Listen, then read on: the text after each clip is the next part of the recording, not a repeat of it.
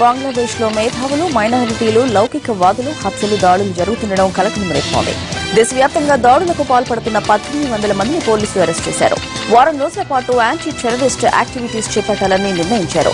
రాజ్షాహి జిల్లాలో అరెస్టైన 58 మందిలో టెర్రరిస్టులు కూడా ఉన్నారని తెలుస్తోంది. పోలీసులు పెద్ద ఎత్తున అరెస్టులకు పాల్పడుతున్న లౌకికవాదులు మైనారిటీలపై దాడులు ఆగడం లేదు.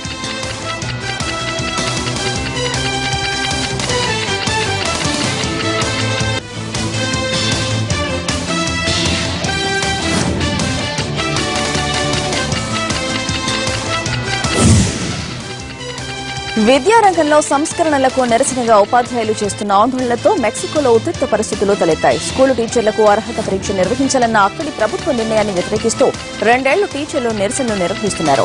వీటిని ప్రభుత్వం ఉక్కుపాదంతో అణిచివేస్తోంది. ఇందులో భాగంగా ఆందోళన చేస్తున్న నిరసనకారులపై పోలీసులు లాఠీచార్జ్ చేశారు.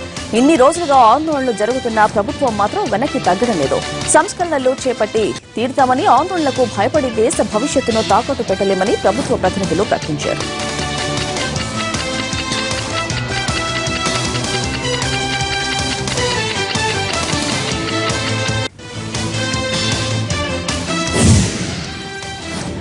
అక్రమ రవాణాను అరికట్టేందుకు సింగపూర్ ప్రభుత్వం ముందుకొచ్చింది. 2 ఏళ్లుగా స్మగ్లర్ల నుంచి స్వాధీనం చేసుకున్న 8 టన్నుల ఏనుగు దంతాలను ధ్వంసం చేసింది.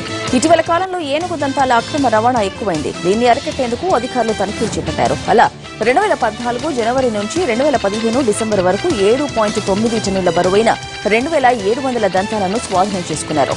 ఒక్క మే 2015లోనే కెన్యా నుంచి తరలించిన 2000 ఏనుగు దంతాలను అధికారులు గుర్తించారు.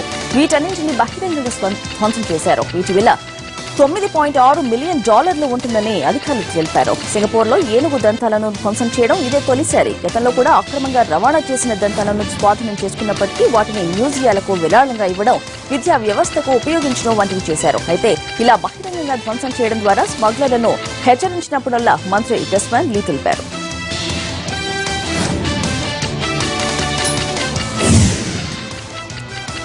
లెబనాన్ రాజధాని బీరుట్ బాంబుల మోతలతో దద్దరిల్లింది. ఓ బ్యాంకును టార్గెట్ చేసిన దుండగులు దాన్ని పేల్చేశారు. అయితే అదృష్టవశాత్తు ఎవరికి ఎలాంటి గాయాలు కాలేదు.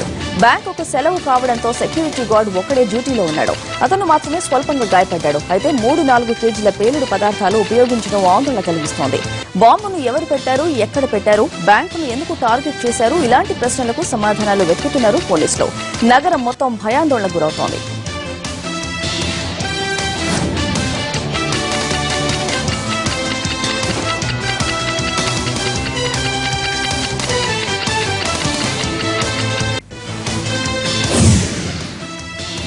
లిబియాలోని సిర్టే నగరంలో ఎస్ఎస్ మిలిటెంట్లకు ప్రభుత్వ దళాలకు మధ్య యుద్దం జరుగుతోంది. ఇస్లామిక్ టెర్రరిస్ట్ కంచుకోట అయిన సిర్టే సిటీలో 3 రోజుల నుంచి పోరు కొనసాగుతోంది. భద్రతా దళాలు హోరాహోరీగా కాల్పులు జరుపుతున్నాయి. మిలిటెంట్లు ఇష్టానుసారం ఫైరింగ్ చేస్తున్నారు. ఈ ఘటనలో కొందరు సైనికులతో పాటు మరికొందరు టెర్రరిస్టులు మృతి చెందినట్లు తెలుస్తోంది.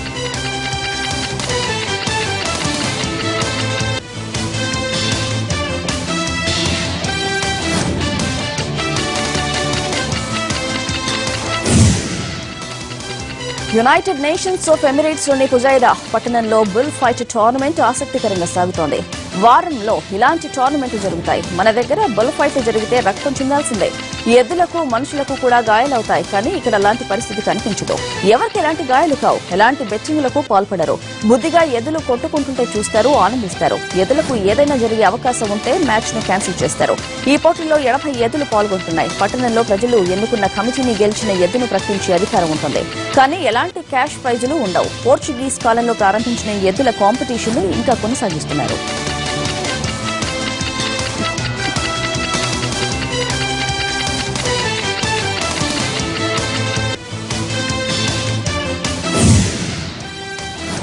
జర్మనీ భోజన ప్రియులు అరుదైన ప్రపంచ రికార్డును సాధించారు. దేశంలోనే దక్షిణ ప్రాంతంలో కనిపించే లెబర్గ్హెయిస్ వంటకాన్ని తయారు చేసి చాలా మంది ఆరగించారు. లెబర్గ్హెయిస్ వంటకాన్ని ఎద్దు మాంసం, పంది మాంసం, ఉల్లిగడ్డలతో తయారు చేస్తారు.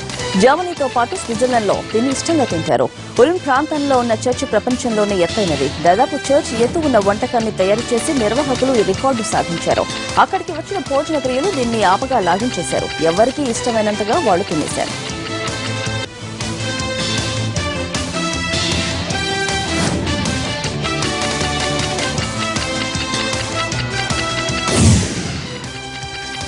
జపాన్లో గ్రాఫిటీకి ఆదరణ పెరుగుతోంది. గోడలపై చిత్రాలు వేసేవారిపై కఠిన చర్యలు తీసుకున్నా ప్రజల్లో మాత్రం దీనిపై పాజిటివ్ ఫీలింగ్ ఏర్పడుతోంది. ఇప్పటికే చాలా మంది చిత్రకారులు గోడలపై పెయింటింగ్స్ వేశారు. ఈ రకమైన చిత్రాలు అక్కడ కొత్త అయినా లాస్ట్ ఇయర్ నుంచి జనాలు దీన్ని ఫ్యాషన్ గా మార్చుకున్నారు.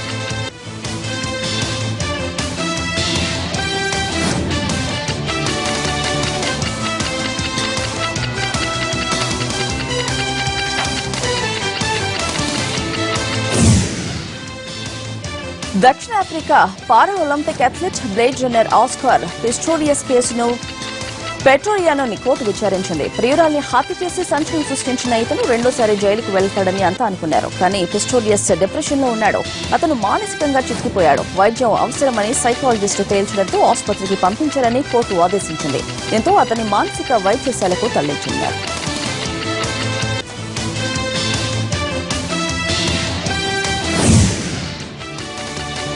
గుండె ఆపరేషన్ అనంతరం థాయిలాండ్ రాజు భూమిబోల్ అదుల్యదేజ్ కోలుకుంటున్నారు. గుండెలో రక్తం సరఫరాలో తేడా వచ్చి తీవ్ర అస్వస్థతతో ఆసుపత్రిలో చేరారాయన. అత్యంత కష్టమైన ఆపరేషన్ వైద్యులు చాలా శ్రమించి సక్సెస్ఫుల్ గా చేశారు. దీని తర్వాత నెమ్మదిగా కోలుకున్న ఆయన ప్రస్తుతం వీల్ చైర్ కే పరిమితమయ్యారు. 2 ఏళ్లుగా ఆసుపత్రికే పరిమితమైన ఆయన అనేక ఆరోగ్య సమస్యలతో బాధపడుతున్నారు. కానీ ఆయన ఇప్పుడు కోలుకుంటున్నారు.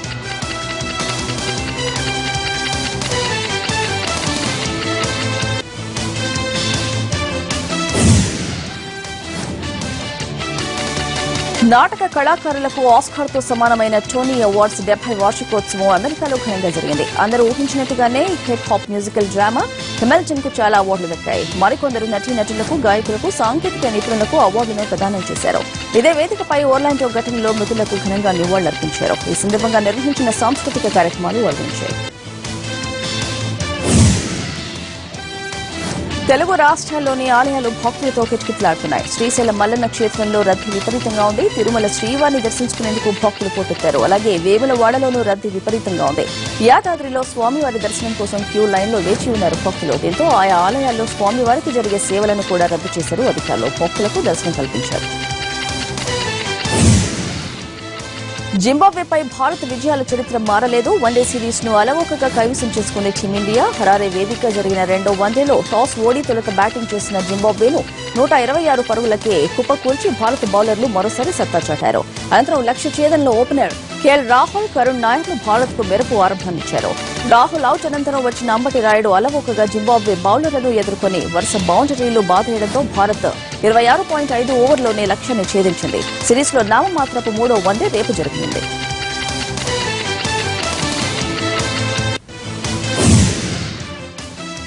ఈ బులెటిన్ విశేషాలు కమింగ్ అప్ లైవ్ షో. నమస్తే.